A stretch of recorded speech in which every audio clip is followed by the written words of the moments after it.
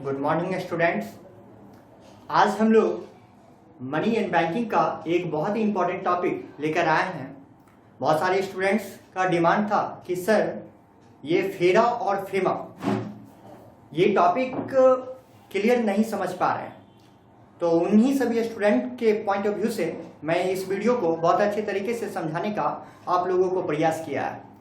ये BCom part 2 के money and banking का एक टॉपिक है और इसी के साथ साथ ये एक जनरल टॉपिक है जो हर कॉम्पिटिटिव स्टूडेंट को जानना या इसकी जानकारी होनी बहुत ही जरूरी है।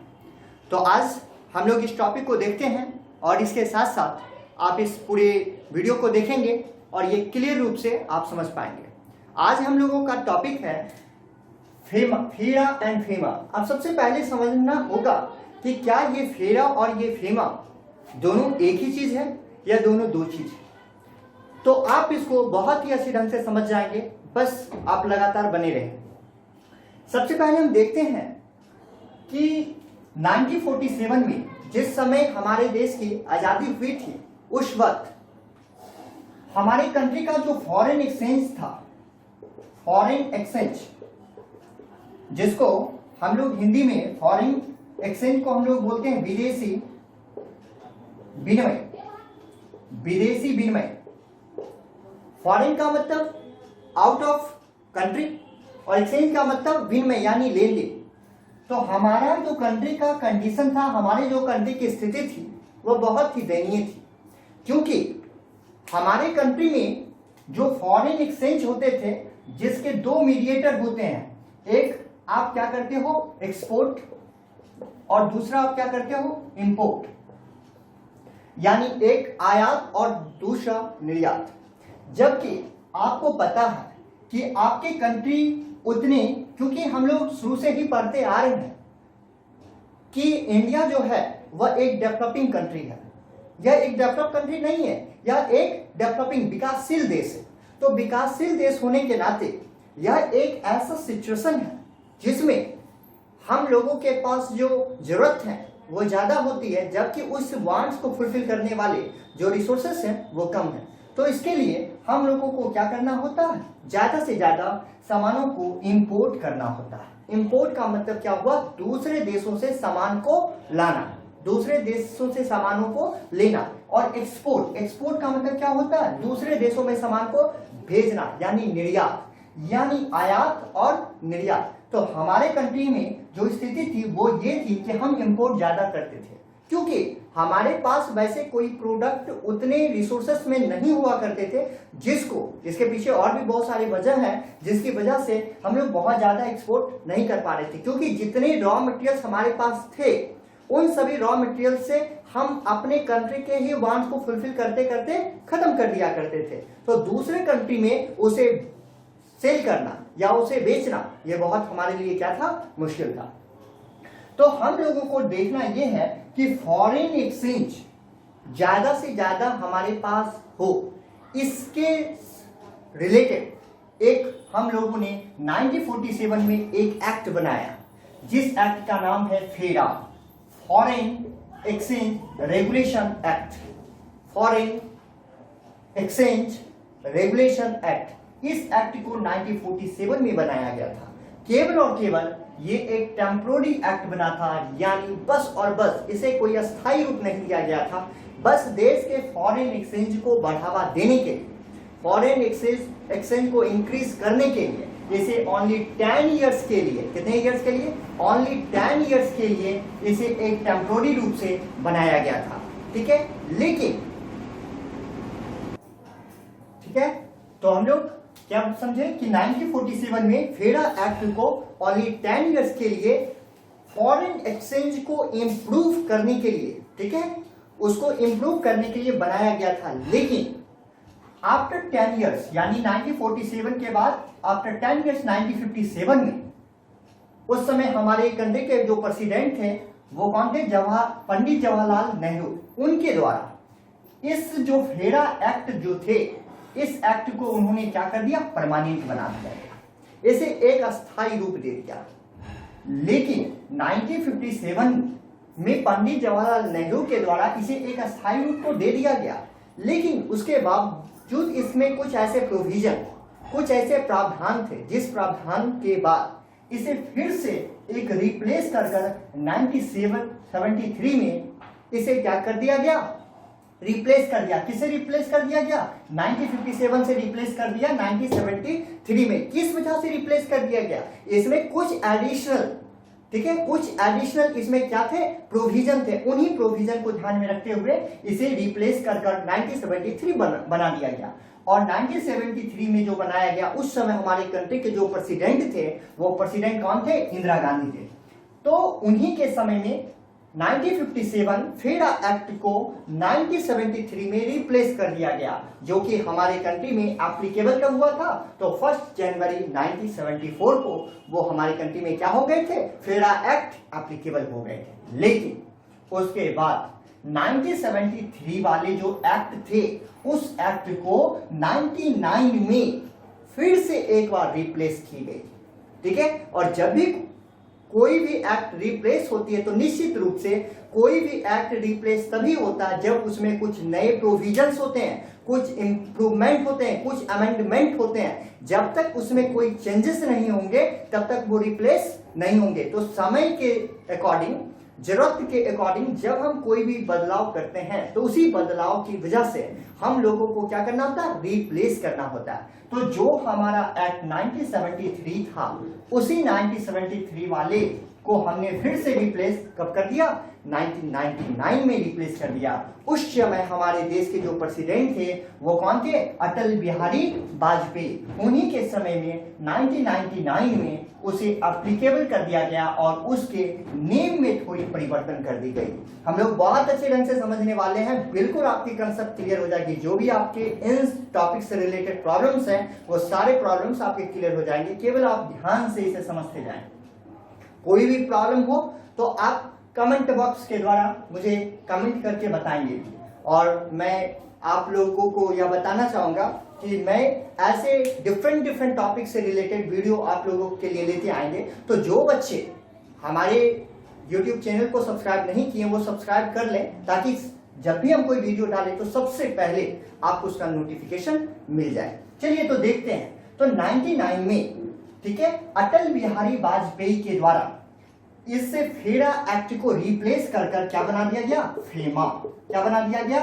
फेमा बना दिया गया। और ये हमारे कंट्री में कब से एप्लीकेबल था? ये हमारा एप्लीकेबल था 1 जून 2000 से। अब आप यहां पे क्लियर हो गए होंगे कि सर ये फेरा और फेमा क्या है। बिल्कुल क्लियर हो गया होगा। यानी फेरा क्या है? हमारे फेमा का ही ओल्ड नेम है। फेमा हमारा जो है, यहां पर क्लियर हो रहा है हमारा कि फेरा और फेमा में बस डिफरेंस क्या है? आर और एम का है।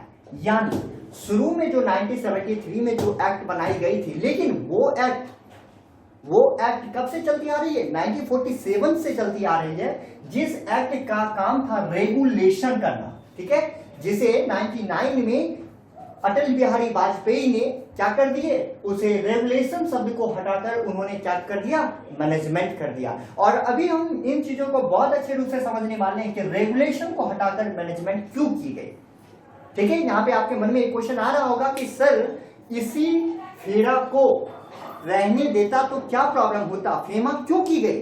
फेमा क्यों की गई ये बहुत अच्छे ढंग से हम बताने वाले हैं। तो चलिए अब हम इन चीजों के बाद सबसे पहले देखते हैं कि आपने फेरा और फेमा से रिलेटेड आपने यह जान गया कि फेरा जो है हमारा ओल्ड नेम था, जिसे 99 में अटल बिहारी वाजपेयी के द्वारा इसे रिप्लेस कर क्या बना दिया गया? फेमा बना दिया गया, फॉरेन एक्सचेंज मैनेजमेंट एक्ट, जो कि हमारे इंडिया में 1 जून 2000 से एप्लीकेबल है। यहां तक कोई प्रॉब्लम नहीं।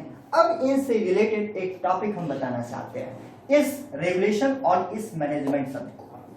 देखिए पहले के समय में जब फेरा एक्ट बनाया गया था तो उसका मेन जो ऑब्जेक्टिव था, मेन जो पर्पस था, वह पर्पस बस और बस यह था कि फॉरेन एक्सचेंज को ज्यादा से ज्यादा क्या करना? रेगुलेट करना। फॉरेन एक्सचेंज को ज्यादा से ज्यादा रेगुलेट करना। रेगुलेट का मतलब क्या है कि आपके कंट्री में, ठीक है, हमारे कंट्री में जितने भी फॉरेन करेंसियां हैं उन फॉरेन करेंसियां को बचा कर रखो, क्योंकि हमारे कंट्री में जैसे कि आज किसी भी कंट्री में आउट ऑफ इंडिया तुम जाओ, ठीक है, अगर कहीं पे भी आप जाते हो तो देखते हो कि आप उस कंट्री में या तो उस कंट्री की करेंसी का यूज कर सकते हो या तो डॉलर का यूज कर सकते हो। लेकिन क्या फॉरेन करेंसियां में, ठीक है, फॉरेन करेंसियां में अगर आप जाओ और आप अपने इंडिया के करेंसी यानी रुपये का यूज करते हो तो वो एप्लीकेबल नहीं होता है। अब हम नेपाल की बात नहीं कर रहे हैं, हम ऐसे कुछ कंट्री की बात कर रहे हैं। अगर तुम यूएसए में जाओ, यूके में जाओ, फ्रांस में जाओ, जापान में जाओ, ऐसे कंट्री की हम बात कर रहे हैं जहां पे जाने के बाद या तो उस कंट्री के जो करेंसी है या तो उसी करेंसी वहां पे एप्लीकेबल होंगे, उसे एक्सचेंज के रूप में तुम ले सकते हो, या तो फिर जो हर जगह एप्लीकेबल होता है वो कौन सी करेंसियां हैं, वो डॉलर है। तो अब हमारे पास ये पहले फेरा एक्ट ने मुझे क्या बताया कि जो भी हमारे कंट्री में करेंसियां हैं उन सभी करेंसियाओं को क्या किया जाए, उसे रिजर्व रखा जाए। जिस भी माध्यम से करेंसियां आए उस करेंसियां को बचाओ, तभी हमारे कंट्री में क्या हो रहे हैं, तभी हमारे कंट्री में क्या होंगे, ज्यादा से ज्यादा करेंसियां रिजर्व के रूप में होंगे। लेकिन 99 में अटल बिहारी वाजपेयी ने इसी चीजों को बदलाव किया। उन्होंने कहा कि नहीं, फॉरेन एक्सचेंज को जो रिजर्व हमारे पास है उस रिजर्व को बस बचाए रखना नहीं है, उस रिजर्व में हम लोग क्या करेंगे, उसका मैनेजमेंट करेंगे। यानी हर वो सोर्स के बारे में, हर वो टेक्नोलॉजी के बारे में, हर उस रास्ते के बारे में हमारे द्वारा सोचे जाएंगे जिससे हमारे फॉरेन करेंसियां और भी क्या हो, इंक्रीज हो। अब आप क्लियर हो गए होंगे कि सर फेरा को चेंज करके फेमा में क्यों कन्वर्ट किया गया था। यानी यहां पर जो आर का मतलब जो रेगुलेशन था और यहां फेमा यानी एम से जो मैनेजमेंट की गई उसमें मेन जो परिवर्तन थे वो क्या थे। तो रेगुलेशन में था कि जो भी आपके कंट्री में करेंसियां हैं उन करेंसियों को क्या कर लो, बचा कर रखो, रिजर्व के रूप में रखो। लेकिन उसी को 99 में अटल बिहारी वाजपेयी जो हमारे कंट्री के उस समय के जो प्रेसिडेंट थे उन्होंने क्या किया, बोला नहीं, ये हमें क्या करने होंगे, बदलाव करने होंगे। केवल रिजर्व रखना ही हमारा एकमात्र रास्ता नहीं हो सकता, हमें उन सभी रास्तों के बारे में सोचना होगा, उन सभी रास्तों के बारे में जानना होगा जिससे हम अपने कंट्री के करेंसियाओं को और भी क्या कर सके, इंक्रीज कर सके। यानी जितनी करेंसियां बस उतने में संतुष्ट हो जाना या उसे बचाकर ही रख पाना संभव नहीं है। क्योंकि हम तो शुरू से आपको बता रहे हैं और आप जान भी रहे हैं कि आपके कंट्री का सिचुएशन ये है कि आप कंट्री से इंपोर्ट ज्यादा करते हो, जबकि उसके तुलना में आप एक्सपोर्ट क्या कर रहे हो, कम कर रहे हो। अगर इंडिया की बात करो तो आज ऑयल यानी पेट्रोल की अगर बात करो तो पेट्रोल सबसे ज्यादा हम लोग क्या कर रहे हैं, यूएसए से, यूएई से, ये सभी कंट्री से हम लोग क्या कर रहे हैं, इंपोर्ट कर रहे हैं, यानी बाहर से सामानों को मंगवा रहे हैं। यानी तुम फॉरेन करेंसियां को बाहर में क्या कर रहे हो, ज्यादा से ज्यादा भेज रहे हो, जबकि तुम एक्सपोर्ट तो कम कर रहे हो। तो एक्सपोर्ट कम कर रहे हो तो फॉरेन करेंसियां तो आपके कंट्री में आ नहीं रही है, जिससे आपका बीओपी बैलेंस ऑफ पेमेंट क्या हो रहा है, ये बैलेंस ऑफ पेमेंट आपका निगेटिव हो रहा है। बैलेंस ऑफ पेमेंट आपका क्या हो रहा है, निगेटिव हो रहा है। तो ये बैलेंस ऑफ पेमेंट को निगेटिव होने से आपको बचाना है, उसे पॉजिटिव करना है, उसे ज्यादा से ज्यादा बैलेंस ऑफ पेमेंट को पॉजिटिव में रखना है। आप क्लास 12 में बैलेंस ऑफ पेमेंट इकोनॉमिक्स में पढ़े हैं, आप बैलेंस ऑफ पेमेंट जानते होंगे। बैलेंस ऑफ पेमेंट मींस क्या होता है कि फॉरेन कंट्री की करेंसियां और अपने कंट्री के करेंसियां के बीच के जो डिफरेंसेस होते हैं, ठीक है, सिंपल सा मीनिंग में आप अभी यहां पर ये समझोगे बैलेंस ऑफ पेमेंट को। तो बैलेंस ऑफ पेमेंट आपके कंट्री के जो निगेटिव हैं उन बैलेंस ऑफ पेमेंट को निगेटिव होने से आपको क्या करने हैं, बचाने हैं। और वो कैसे होगा, जब तुम अपने कंट्री के फॉरेन एक्सचेंज को क्या करोगे, ज्यादा से ज्यादा मैनेजमेंट करोगे। यहाँ तो कोई प्रॉब्लम आप लोगों को, बिल्कुल प्रॉब्लम नहीं होनी चाहिए। अब देखिए हम लोग देखते हैं कि आखिर ये फीमा एक्ट जो 1999 थे ये एप्लीकेबल जो कि हमारे कंट्री में 1 जून 2000 से हुई है, मुख्य रूप से इसमें परिवर्तन क्यों की गई थी, हम इसको थोड़ा सा मिटा देते हैं। और हम ये अभी बताना चाह रहे हैं कि हमारे कंट्री में, ठीक है, हमारे कंट्री में जो आप देख रहे हो कि 99 में इस फेरा एक्ट को जो फेमा में 99 में जो कन्वर्ट की गई है उसके मुख्य रूप से वजह क्या है। आप जानते हो कि 1991 में हमारी कंट्री में इकोनॉमिक रिफॉर्म्स हुई थी। क्या हुई थी? इकोनॉमिक रिफॉर्म्स, या इसी को हम लोग बोलते हैं न्यू इकोनॉमिक पॉलिसी। क्या बोलते हैं? नई आर्थिक नीति, हिंदी में इसको कहते हैं आर्थिक बदलाव, इसको हिंदी में कहते हैं। तो 1991 में आपकी कंट्री में क्या हुआ था? एलपीजी। क्या हुआ था? एलपीजी। एल से तो आप लिबरलाइजेशन समझ रहे हो, पी से प्राइवेटाइजेशन आप समझ रहे हो, जी से आप ग्लोबलाइजेशन समझ रहे हो। क्या समझ रहे हो? जी से ग्लोबलाइजेशन। ग्लोबलाइजेशन का मतलब क्या होता है? ग्लोबलाइजेशन का मतलब होता है कि एक कंट्री को अनेक कंट्रियों के साथ क्या कर देना? जोड़ देना। अब आपकी सारी चीजें क्लियर होती चली जाएगी कि आखिर इस फेरा एक्ट को फेमा में कन्वर्ट क्यों किया गया। क्योंकि हमारे कंट्री में 1991 में कौन सा बदलाव हुआ था? इकोनॉमिक बदलाव हुआ था, जिसको आप एलपीजी के नाम से जानते हो, और इसे भी आप इकोनॉमिक्स के क्लास 11th में एलपीजी चैप्टर को अच्छे ढंग से पढ़े हो। तो हम लोग यहां पर ये देखने वाले हैं कि एलपीजी, जी का मतलब जो ग्लोबलाइजेशन होता है, वैश्वीकरण जिसको आप लोग कहते हो, ये क्या है? एक देशों को अनेक देशों के साथ जोड़ना, एक देशों को अनेक देशों को जोड़ना। तो अब सवाल ये है कि रेगुलेशन वहां करने से काम नहीं चलेगा। वहां केवल और केवल रिजर्व को बचा कर रख लेना और उसे संक्षिप्त रूप से इधर उधर ना करना, यह संभव नहीं है। जिसको बदलाव करने के लिए हमको क्या करना होगा? मैनेजमेंट करना होगा, कंट्रोल करना होगा, और फॉरेन एक्सचेंज को ज्यादा से ज्यादा क्या करने होंगे? इंक्रीज करने होंगे। ठीक है, यहां तक कोई प्रॉब्लम नहीं। तो अब हम लोग देखते हैं नेक्स्ट टॉपिक।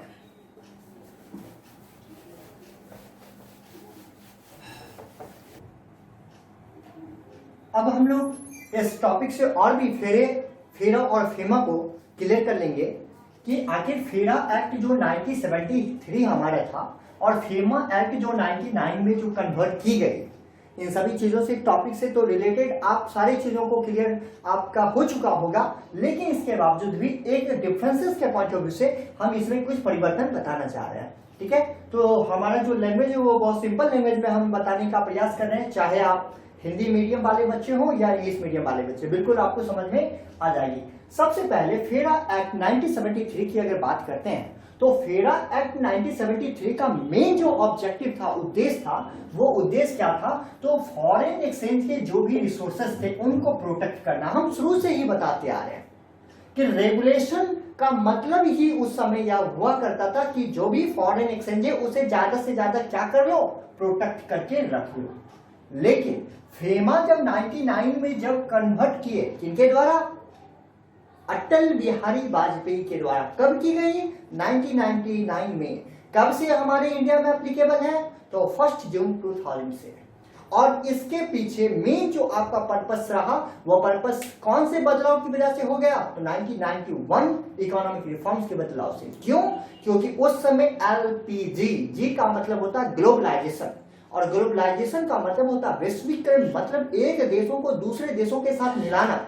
तभी तो आप दूसरे कंट्री में जाओगे, बिजनेस करोगे, एक्सचेंज करोगे, तभी तो आपके पास फॉरेन कंट्री के करेंसियां ज्यादा से ज्यादा आप उसे क्या कर पाओगे? रिजर्व कर पाओगे। अगर आप फॉरेन करेंसियां रिजर्व करना चाहते हो और ज्यादा से ज्यादा आप उसके साथ रेगुलेशन बनाकर रखते हो, नियम कानून बना के रखते हो, तो फिर वो संभव नहीं हो पाएंगे। लेकिन फेमा 99 का मेन जो ऑब्जेक्टिव था, वो ऑब्जेक्टिव क्या था कि जो भी फॉरेन एक्सचेंज के रिसोर्सेस हैं उनको क्या करना? उनको डेवलप करना। उन्हें क्या करना? जो भी आपके पास फॉरेन एक्सचेंज है उसे और भी डेवलप करना। डेवलप का मतलब क्या होता? विकास। अगर हम यह कहते हैं कि आपका विकास हो, तो आपका विकास हो तो कैसे विकास होगा? आप जहां हो अगर वहीं रह जाओगे तो विकास होगा? नहीं। विकास करने के लिए आपके स्थान और भी क्या होने चाहिए? ऊपर जाने चाहिए। तो फॉरेन एक्सचेंज रेगुलेशन एक्ट ने कहा कि फॉरेन एक्सचेंज रिजर्व को बस क्या कर दो? प्रोटेक्ट कर दो। लेकिन फेमा ने क्या कर दिया? फेमा ने कर दिया कि फॉरेन एक्सचेंज रेगुलेशन को ज्यादा से ज्यादा डेवलप करो और उसे क्या करके रखो, मेंटेन करके रखो। यानी उस पे जो हमारे नियम कानून होंगे वो सरल रूप से हम बनाएंगे और जिससे कि हम ज्यादा से ज्यादा फॉरेन के साथ एक्सचेंज करेंगे और ज्यादा से ज्यादा फॉरेन करेंसियां को अपनी कंट्री मिलाकर उसे रिजर्व करने की कोशिश करेंगे। क्लियर है? तो मेन जो दोनों का ऑब्जेक्टिव है उससे क्लियर हो गया। दूसरा पॉइंट, फेरा 1973 का मेन पर्पस क्या था? कंट्रोल करना। फॉरेन एक्सचेंज जो ट्रांजैक्शन है उसे क्या करके रखना? कंट्रोल। कंट्रोल का मतलब क्या होता है? नियंत्रण। और कंट्रोल करने के लिए आप क्या करते हो? लोगों को मारते हो, पीटते हो। यहां पर भी कुछ ऐसा ही है कि फेरा एक्ट में फॉरेन एक्सचेंज को, जो भी फॉरेन एक्सचेंज ट्रांजैक्शन थे उसको क्या की जाती थी? कंट्रोल की जाती थी। यानी कंट्रोल करने में अगर सजा भी दी जाए, क्या दी जाए? सजा दी जाए तो उसे जेल तक भी पहुंचाया जाता था। पहुंचाया जाता नहीं था, पहुंचाया भी गया। ठीक है? लेकिन फेमा एक्ट की बात अगर करते हैं तो फेमा एक्ट क्या करता है? उसे मैनेज करता है। देखो, कंट्रोल और मैनेज दोनों दो शब्द है। कंट्रोल का मतलब नियंत्रण और मैनेज का मतलब क्या होता है? उसे नियंत्रण में उसको नहीं कहते हैं। मैनेज का मतलब होता है समझ के। हम लोग क्या कहते हैं कि लाइफ एक एडजस्टमेंट पॉइंट है। क्या पॉइंट है? लाइफ एक एडजस्टमेंट है हर जगह। ठीक है? कहीं पे भी आप जाओ आपको क्या करने होते हैं? एडजस्ट करने होते हैं। जैसे आप अगर यात्रा कर रहे हो, ठीक है, अभी तो लॉकडाउन के कारण बहुत दिन से यात्रा भी नहीं किए हो, ठीक है, तो क्या होता है कि जब आप यात्रा करते हो तो देखते हो कि ट्रेन पे अगर एक सीट पे 5 लोग बैठे हुए हैं, अगर आपको भी बैठना है तो क्या करते हैं? उसे एडजस्ट करते हैं। ठीक है? ठीक है, तो हम लोग क्या समझे कि अगर ट्रेन में भी आप बैठते हो तो क्या उस समय करना होता है? आपको एडजस्ट करना होता है, तभी आप बैठ पाते हो। तो कहीं पे भी जाओ तो एडजस्ट का मीनिंग आप क्लियर समझ रहे हो और कंट्रोल का मतलब नियंत्रण, उसका मतलब भी आप समझ रहे हो। तो इस फेमा और फेरा की बात अगर करते हैं तो फेरा का मुख्य रूप से फॉरेन एक्सचेंज पर क्या था? कंट्रोलिंग था। और कंट्रोल करने के लिए ये क्या करता था? लोगों को जेल, पेनल्टी, ये सारी चीजों तक भी पहुंचाया जाता था। ये एक तरह का क्रिमिनल माइंडेड होता था। क्या होता था? Criminal case. ठीक है? क्रिमिनल यानी जेल तक पहुंचा दिया जाता था। जबकि आप अगर बदलाव देखो तो फेमा ने क्या कर दिया? देखो, यहां से मैनेजमेंट और भी क्लियर होते जा रहा है। इसका ओपिनियन क्या होता था? मैनेज करना था। और मैनेज का मतलब ओनली पेनाल्टी, ओनली पेनाल्टी, साथ ही साथ only civil case, only civil case. इसमें किसी भी प्रकार के जेल की सजा नहीं होती थी, जबकि इसमें आप जेल की भी सजा देते थे। क्लियर है? तीसरी पॉइंट, फेरा एक्ट 81 सेक्शन थे। फेरा एक्ट में कितने सेक्शन टोटल थे? 81 सेक्शन थे। जबकि फेमा 99 की बात करते हैं तो उसमें मात्र 49 सेक्शन थे। क्योंकि सर ये सेक्शन कहां गया? ये सेक्शन हटा दिए गए क्योंकि फेरा एक्ट 1973 बहुत ही रेगुलेट करने वाला, बहुत ही टाइट रूल्स रेगुलेशन बनाए गए थे, जिसमें बहुत सारे फेमा के अंतर्गत बदलाव किए गए, कुछ रूल्स में ढिलाई दिए गए, उसमें कुछ ऐसे प्रोविजन लाए गए। ठीक है? और इसी 49 सेक्शन को हम लोग 7 चैप्टर के अंतर्गत डिवाइड करके इसकी हम स्टडी करते हैं। नेक्स्ट पॉइंट, फेरा 1973 में नो कंपाउंडिंग, किसी भी प्रकार का कंपाउंडिंग, और यहां पर एक शब्द आ गया कंपाउंडिंग, जबकि फेमा 99 के अंतर्गत कंपाउंडिंग अलाउड होता है। यानी कंपाउंडिंग का मतलब होता है कि अगर फेरा 1973 के टाइम में जब आप कोई भी रूल्स को अगर फॉलो नहीं करते थे, अगर आप रूल्स के अगेंस्ट जाया करते थे, तो आपके ऊपर किसी भी प्रकार की कंपाउंडिंग यानी किसी भी प्रकार का बदलाव यानी किसी भी प्रकार का कह सकते हो कि छूट नहीं दी जाती थी। यानी अगर जेल की सजा मिली तो जेल की सजा आपको काटने होंगे, कंपाउंडिंग की कोई चांसेस नहीं। जबकि फेमा एक्ट 1999 कहता है कि अगर फेमा एक्ट 99 के तहत यदि आप रूल्स के अगेंस्ट कोई वर्क करते हो तो आपको क्या किया जाएगा? कंपाउंडिंग अलाउड है। कंपाउंडिंग अलाउड का मतलब अगर आप पेनाल्टी देकर ही बच सकते हो तो आप पेनाल्टी ही पे कर दो। यहाँ कंपाउंडिंग का मतलब क्या हुआ, रियायत करना, यानी रियायत देना कुछ, यानी आपके ऊपर कुछ छूट प्रोवाइड कर देना। इसमें किसी भी प्रकार का कोई कंपाउंडिंग, क्या हम लोग कहते हैं कि तुम ये गलती किए हो, तुमको इसकी सजा काटनी ही होगी, वहां पे छूट की कोई बात नहीं होता है। लेकिन अगर कोई ऐसी गलती आप करते हो जिसके बदले हम क्या कहते हैं, अच्छा ठीक है अगर तुम ऐसा किए तो कोई बात नहीं, तुमको ये सजा नहीं करना, इसके बदले में तुम ये कर दो, कहते हैं ना कुछ। तो ठीक उसी प्रकार से फेरा 1973 के अंतर्गत किसी भी प्रकार की छूट कंपाउंडिंग नहीं की जा सकती है। उसमें अगर जेल आपको मिली है तो जेल आपको काटने ही होंगे, पेनाल्टी अगर पे करने के लिए बोले गए तो पेनाल्टी आपको पे करने ही होंगे। लेकिन अगर आप फेमा 99 की बात करते हो तो उसमें आपको कंपाउंडिंग करने की अलाउड थी। क्लियर है? इससे आपका बिल्कुल फेमा और फेरा के बीच बहुत सारी बातें आपकी क्या हो गए होंगे, क्लियर हो गए होंगे। ठीक है, चलिए नेक्स्ट पॉइंट हम लोग देखते हैं।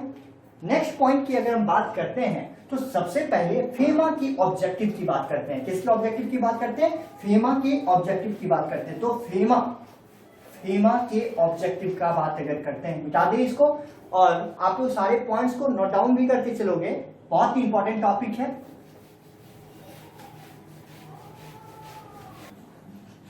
अब हम लोगों को देखना है ऑब्जेक्टिव्स ऑफ फेमा, बहुत इंपॉर्टेंट टॉपिक है।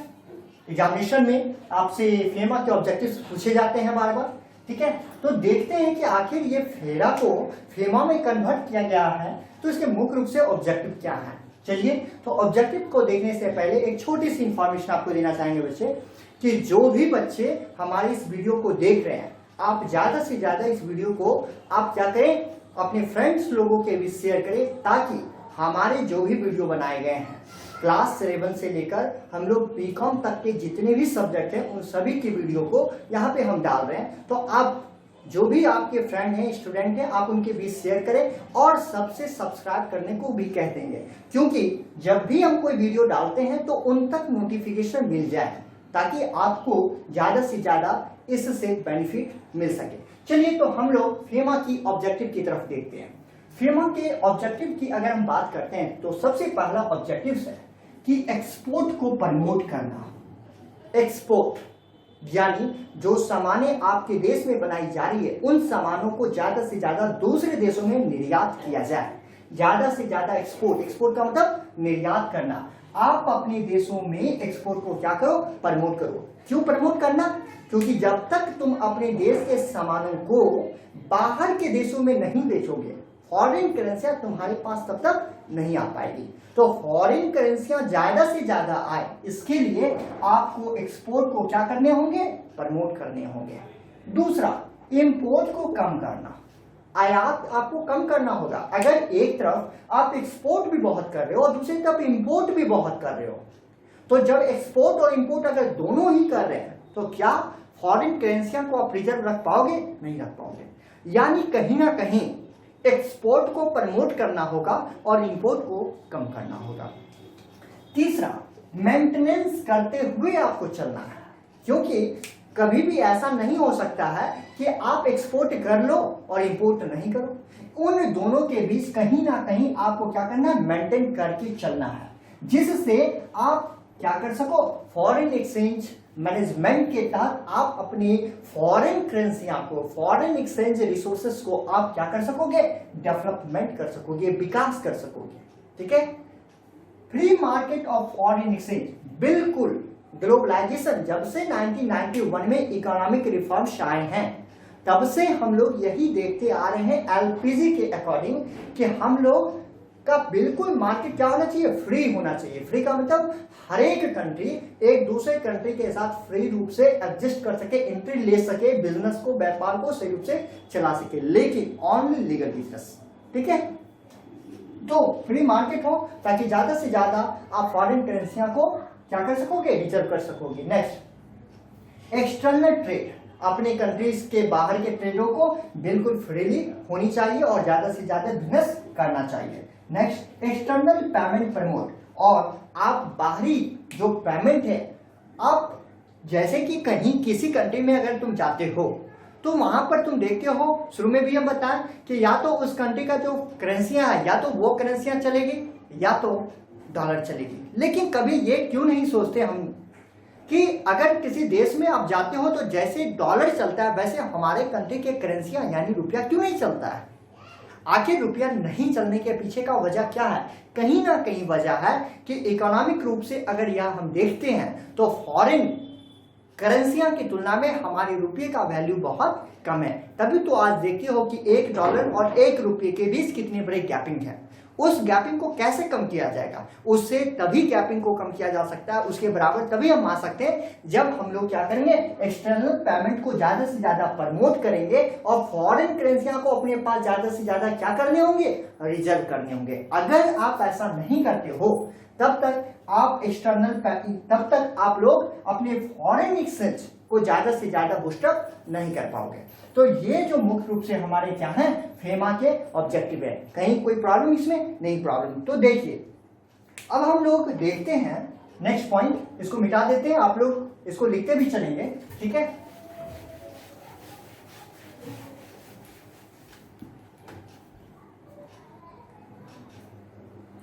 ठीक है, तो हम लोग ऑब्जेक्टिव देख लिए। अब हम लोगों को देखना है कुछ इंडिया के वैसे सेलिब्रिटीज के नाम हम बताते हैं जिनको फेमा के अंतर्गत उनके ऊपर क्या चल रहे हैं, भी केस चल रहे हैं, यानी case registered under FEMA act 99। ठीक है, तो वो कौन कौन से ऐसे सेलिब्रिटीज हैं जिनका नाम फेमा एक्ट 1990 के अंतर्गत रजिस्टर्ड है। आइए सबसे पहले आप लोग बाबा रामदेव का नाम सुनिए। बाबा रामदेव जानते हैं, हर एक आदमी जानते हैं, इनके प्रोडक्ट का डिमांड हमारे कंट्री में बहुत ज्यादा है। इनके ऊपर भी फेमा एक्ट 99 क्या है, रजिस्टर्ड है। दूसरा, नीरव मोदी का नाम आप सुने ना, इनके ऊपर भी हमारे फेमा एक्ट, ठीक है, क्या है, रजिस्टर्ड है। ठीक है, किनका नाम हम बताएं, बाबा रामदेव हो गए। उसके बाद अभी जो सबसे ज्यादा लेटेस्ट नाम है, विजय माल्या। हर आदमी के मुंह पे इस शब्द का नाम हम लोग जानते हैं, विजय माल्या। नीरव मोदी हो गए, विजय माल्या हो गए।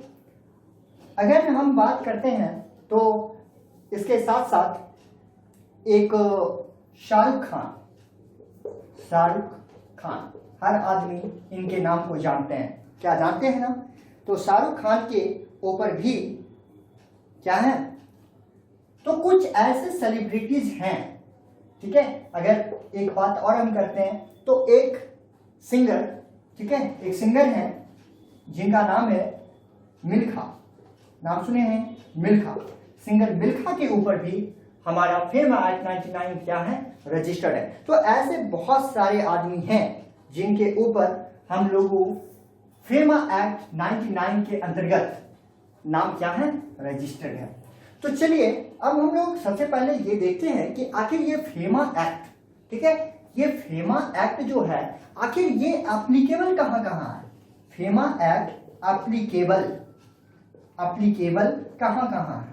तो सबसे पहले आप जान लीजिए, फेमा एप्लीकेबल सबसे पहला होल ऑफ इंडिया, हमारे भारत में, हमारे पूरे भारत में यह फेमा एक्ट 99 क्या है, एप्लीकेबल है। साथ ही साथ फेमा एक्ट वहां पर भी एप्लीकेबल है, कोई भी ब्रांच हो, कोई भी ऑफिस हो, कोई भी एजेंसी हो, ठीक है, तो कोई भी ब्रांच हो, कोई भी ऑफिस हो, कोई भी एजेंसी हो, चाहे ये ब्रांच, ये ऑफिस ओवरऑल वर्ल्ड में कहीं पे भी चल रहे हो, लेकिन यदि उसका controlled by resident of India,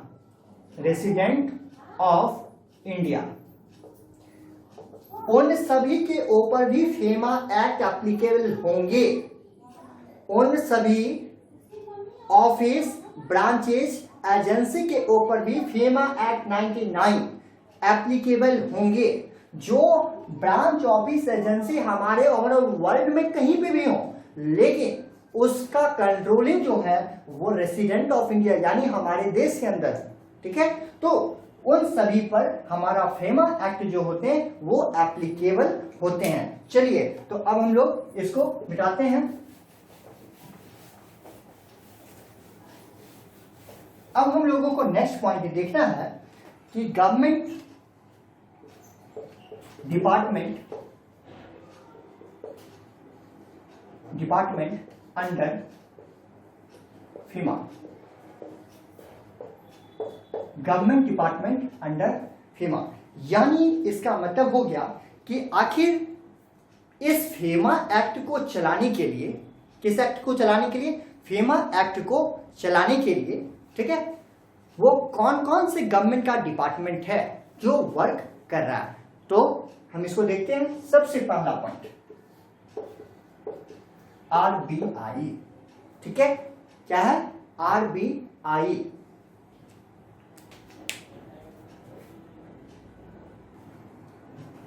तो हम लोग देख रहे थे कि कौन कौन से गवर्नमेंट का डिपार्टमेंट है जो फेमा के एक्ट के अंतर्गत अपना वर्क कर रही है। तो इसके अंतर्गत मुख्य रूप से 3 डिपार्टमेंट होते हैं। कितने डिपार्टमेंट? 3। सबसे पहला होता है RBI डिपार्टमेंट। RBI डिपार्टमेंट का काम होता है कि वो फेमा रेगुलेशन एक्ट का वो क्या करता है, फ्रेमवर्क करता है। क्या करता है? फ्रेमवर्क करता है। दूसरा इसमें जो बोर्ड होते हैं directorate of enforcement, directorate of enforcement का वर्क होता है कि फेमा के अंतर्गत जितने भी प्रकार के केसेस होते हैं, जितने भी प्रकार के केसेस होते हैं या किसी भी प्रकार के जो इन्वेस्टिगेशन होते हैं, डायरेक्टरेट ऑफ इन्फोर्समेंट के अंतर्गत जितने भी प्रकार के केसेस होते हैं या इन्वेस्टिगेशन होते हैं उसको कौन करता है? डायरेक्टरेट ऑफ इन्फोर्समेंट बोर्ड करता है। और तीसरा, हमेशा फॉरेन इन्वेस्टमेंट को प्रमोशन करने के लिए एक बोर्ड को बनाई गई है जिस बोर्ड का नाम है फॉरेन इन्वेस्टमेंट प्रमोशन बोर्ड। तो आपके फेमा के अंतर्गत गवर्नमेंट डिपार्टमेंट कौन कौन से वर्क कर रहे हैं? तो 3 बोर्ड आपके वर्क कर रहे हैं, कहीं से कोई प्रॉब्लम नहीं। चलिए नेक्स्ट पॉइंट हम लोग देखते हैं कि आखिर इस फेमा का स्ट्रक्चर क्या है। तो फेमा का जो स्ट्रक्चर है वो स्ट्रक्चर है कि इस फेमा के अंतर्गत टोटल 7 चैप्टर हैं और उसमें 49 सेक्शन की हम लोग बात करते हैं। शुरू में भी हम लोग देखें। दूसरा है 5 sets of rules made by minister of finance, section 46। ध्यान रखेंगे, ये बहुत इंपॉर्टेंट टॉपिक है कि सेक्शन 46 के अकॉर्डिंग, कौन सा सेक्शन? सेक्शन 46 के अकॉर्डिंग बस जितने भी प्रकार के रूल्स बनाने, जितने भी प्रकार के रूल्स बनाने का पावर जो है वो किसके पास है? Minister of finance. यानी रूल्स बनाने का काम कौन कर सकता है? केवल मिनिस्टर ऑफ फाइनेंस कर सकता है। किस सेक्शन के अकॉर्डिंग? 46 सेक्शन के according. Next 23 sets of regulation made by RBI। आपको दूसरा इंपॉर्टेंट टॉपिक ये रखना है कि सेक्शन 47 के अकॉर्डिंग फेमा से रिलेटेड जितने भी प्रकार के क्या करने हैं? रेगुलेशन मेडअप करने हैं, रेगुलेशन बनाने हैं, वो केवल और केवल कौन कर सकते हैं? तो RBI कर सकते हैं। RBI, ध्यान रखेंगे, RBI रूल्स नहीं बना सकता है। RBI रूल्स नहीं बना सकता है क्योंकि रूल्स बनाने का जो पावर है वो किसके पास है? मिनिस्ट्री ऑफ फाइनेंस के पास है। जबकि किसी भी प्रकार के रेगुलेशन की बात अगर करते हैं तो रेगुलेशन का पावर किसको दिया गया? RBI को दिया गया। किस सेक्शन के अकॉर्डिंग? सेक्शन 47 के according. Next, consolidate instructions on a particular subject 1 जुलाई टू 30 जून। कहता है कि किसी भी प्रकार का इंस्ट्रक्शन की बात करें तो इंस्ट्रक्शन, ठीक है, किसी भी प्रकार का किसी भी सब्जेक्ट का कोई भी पर्टिकुलर अगर इंस्ट्रक्शन की बात करते तो वो कंसोलिडेट इंस्ट्रक्शन कब दिए जाते हैं? 1 जुलाई से 30 जून के बीच। क्लियर है? Next point, notification issued by the RBI। किसी भी प्रकार के फेमा से रिलेटेड इन नोटिफिकेशन अगर इशू करने की बात करते हैं तो नोटिफिकेशन इशू करने का बस और बस पावर किसके पास है? RBI के पास है। क्लियर है? तो हमें लगता है कि इस फेमा और फेरा एक्ट के अंतर्गत जितने भी इंपॉर्टेंट टर्म्स थे हमने उनको बताने का प्रयास किया और बहुत अच्छे ढंग से बताने का, समझाने का प्रयास किया। बिल्कुल आप समझे भी होंगे। लेकिन अगर किसी भी प्रकार के इन टॉपिक से रिलेटेड या किसी अदर टॉपिक से रिलेटेड कोई भी प्रॉब्लम हो तो वो हमें कमेंट करके बताएं। लेकिन इसी के साथ एक छोटी सी इंफॉर्मेशन याद रखें कि हमारे द्वारा जो वीडियो दिए गए हैं, जो आप देख रहे हैं, उनको अपने फ्रेंड लोगों के बीच भी ज़्यादा से ज़्यादा शेयर करवाएं, ज़्यादा से ज़्यादा सब्सक्राइब करवाएं, क्योंकि जब हमारे सब्सक्राइबर हो जाएंगे तो हम आपके साथ लाइव क्लास भी ले सकेंगे। ठीक है, चलिए तो आज के लिए इतना ही है।